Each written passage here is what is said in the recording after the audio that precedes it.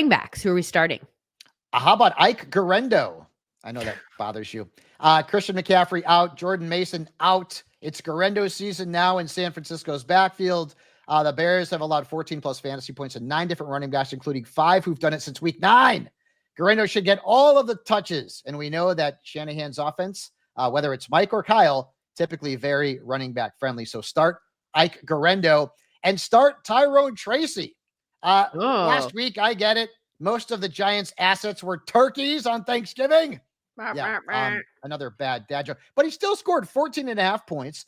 And the Saints defense has allowed 16 plus fantasy points to running backs 8 times, including 5 since week 7. So Tyrone Tracy is a very good play this week.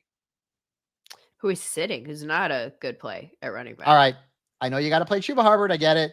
Coming off of one of his worst games of the year, he had just 12 touches. Jonathan Brooks had 9 on 15 offensive snaps.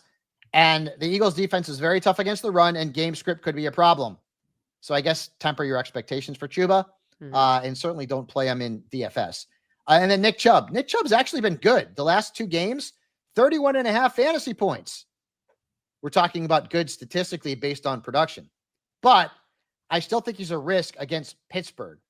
Much like they've been tough on quarterbacks at home, they've been tough on running backs at home, allowing the 6th fewest fantasy points per game to running backs on runs, because Nick Chubb typically is not going to give you much as a pass catcher. He's also losing some burn to Jerome Ford. Yeah. So Nick Chubb is a risk reward flex at best.